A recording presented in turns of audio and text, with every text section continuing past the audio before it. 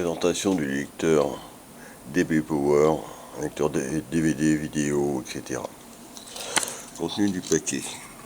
Vous avez ici une prise pour branchement dans la voiture, une prise pour recharger secteur, deux câbles vidéo input et output pour pouvoir raccorder à votre système TV ou un appareil vidéo quelconque. Vous avez une télécommande, un petit CD de jeu, mais qui n'est pas très utilisable parce que le jeu n'est pas au point, ou c'était pas ma tasse de thé. Vous avez la manette de la Game Boy.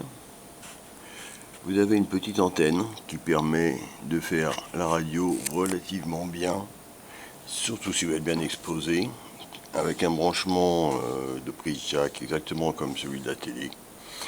Théoriquement, elle doit pouvoir faire la télé aussi, mais chez nous, ça ne passe pas. J'ai remarqué que beaucoup de clients disaient la même chose, ça ne passait pas chez eux. Et c'est sans doute parce que nous sommes en numérique sur la totalité de la France maintenant. Donc le lecteur, on a ici un bouton pour ouvrir, pour pouvoir charger un CD, ce que je vais faire, parce qu'on en aura besoin tout à l'heure. Voilà, et on le referme. Le panneau de contrôle avec, si j'arrive bien à lire, ici le setup. Pour aller chercher l'USB, on peut voir que j'ai ma clé USB ici. Pour aller la lire, on appuie là-dessus. Ici vous avez le menu principal, copie pour copier votre CD vers la clé USB ou vers un disque dur éventuellement, stop pour annuler la fonction. Le bouton entrée, les flèches droite, gauche, haut, bas, ça c'est un classique de tous les systèmes. Le volume, plus haut ou moins fort. Pour éteindre l'écran, ici, ça fait des économies d'énergie. Quand vous écoutez de la musique, vous n'avez pas besoin de voir un écran allumé et votre batterie tiendra plus longtemps. Et le menu réglage de l'écran qui est là. Voilà. Oui. Sur le côté, vous avez totalement à droite l'input pour charger l'appareil. Un peu plus sur la gauche, vous avez le bouton on-off. Ensuite, les deux câbles vidéo, entrée-sortie raccordés à votre matériel vidéo. Ensuite est branché mon câble qui correspond à mon écouteur, mon casque, voilà, qui n'est pas fourni avec la boîte. À côté, on a un lecteur de carte SD plutôt, et ensuite la prise pour mettre une clé USB. Au dos de l'appareil, on a tout d'abord l'antenne le plus à gauche, et un petit peu à droite, vous avez le raccordement de la manette de la Game Boy. Voilà. Donc nous allons allumer l'appareil. Alors pour allumer l'appareil, la télécommande, il ne faut pas la mettre trop haut, parce que la prise infrarouge est en bas, et on appuie sur le petit bouton rouge. Normalement ça devrait marcher. Et voilà, c'est allumé. Bon, alors quand on en est là, on va sur LCD menu. Vous venez d'acheter votre appareil et vous avez le réglage du panel setting. Vous réglez l'intensité de la brillance, du contraste, de la saturation ou de ce que vous voulez en appuyant sur les flèches ici pour descendre, etc. Ensuite, on va passer sur le réglage général de l'appareil. Alors là, moi je prends la fonction setup sur la télécommande, voilà, et vous pouvez ajuster le système. Alors pareil, on fait entrer, vous descendez d'un cran, vous, là à droite, une flèche à droite, et vous avez sélectionné. Alors là c'est le système télé qui peut se régler normalement en numérique, télévision satellite, PAL ou automatique.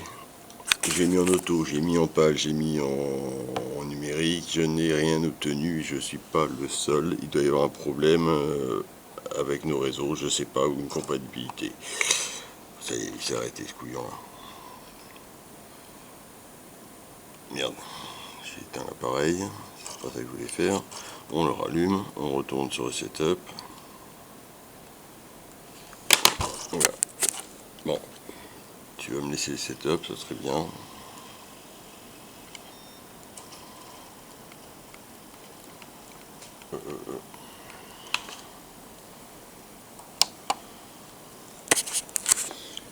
Bon, alors ça c'est pas terrible, hein. Je vais pas me rendre mon setup. Non, je ne vais pas demandé de lire.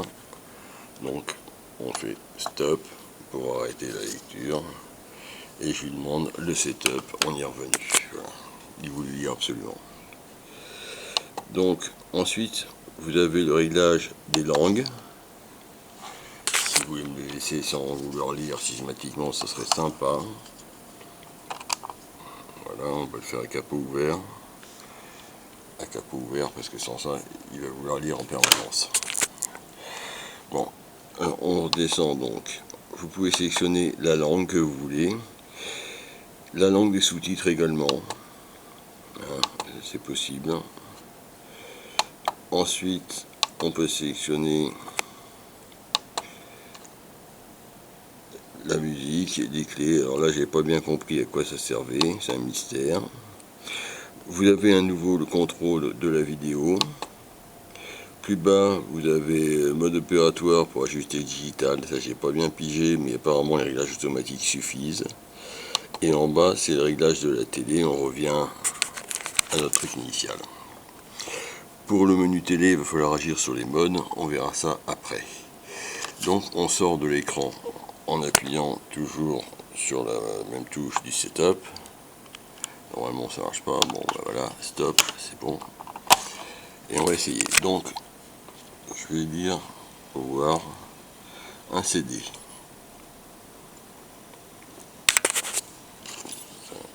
On prend la télécommande.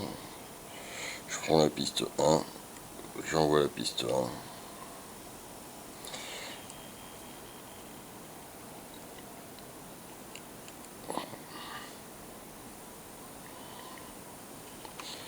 Et voilà, il est parti sur la piste 1, il est en train de dire la piste 1. On peut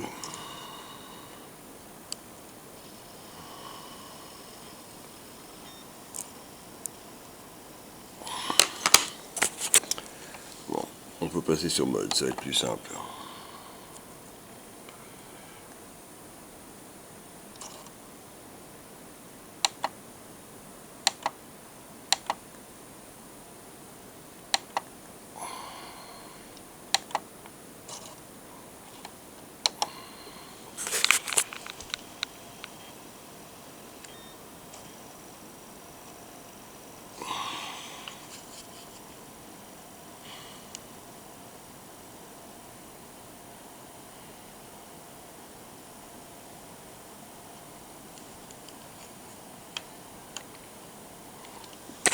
J'ai bien voulu me le rendre.